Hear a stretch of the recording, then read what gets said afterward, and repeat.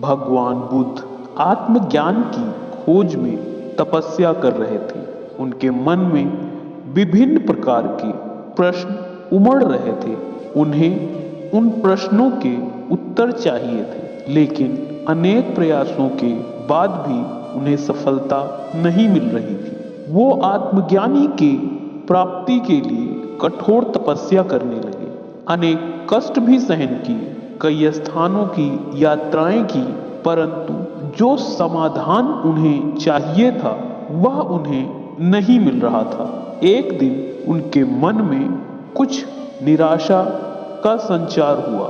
वो सोचने लगे, धन, माया, मोह और संसार की समस्त वस्तुओं का त्याग भी कर दिया, फिर भी आत्मज्ञान की प्राप्ति नहीं हुई। क्या मैं कभी आत्मज्ञान प्राप्त कर सकूंगा?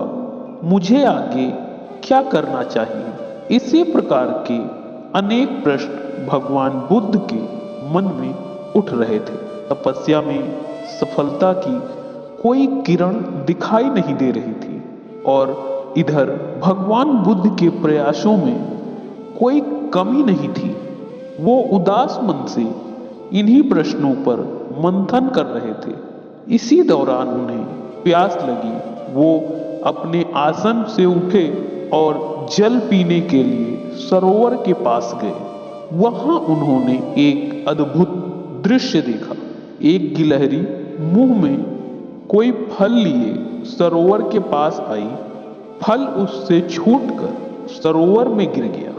गिलहरी ने देखा, फल पानी की गहराई में जा रहा है। यह देखते ही गिलहरी ने पानी में छलांग लगा दी। उसने अपना शरीर पानी में भिगोया और बाहर आ गई। बाहर आकर उसने अपने शरीर पर लगा पानी झाड़ दिया और पुनः सरोवर में कूद गई। उसने यह क्रम जारी रखा। भगवान बुद्ध उसे बड़े ध्यान से देख रहे थे, लेकिन गिलहरी इस बात से अनजान थी। वह लगातार अपने कार्य में जुटी रही। भगवान बुद्ध सोचने लगे, ये कैसी गिलहरी है?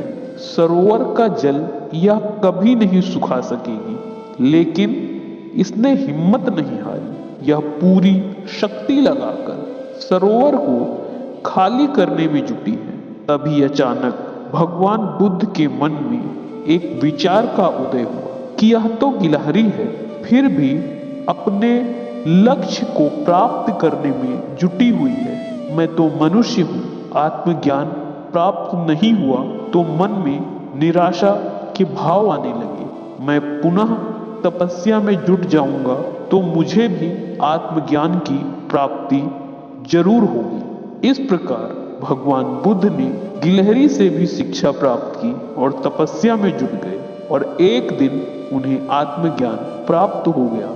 दोस्तों, इस कहानी से हमें यही शिक्षा मिलती है कि हम अगर बिना हिम्मत हारे निरंतर प्रयास करते रहें तो एक दिन सफलता अवश्य ही मिलेगी। उम्मीद है आपको यह कहानी जरूर पसंद आई होगी। कहानी पसंद आई तो चैनल को सब्सक्राइब करें, वीडियो को लाइक और शेयर करें।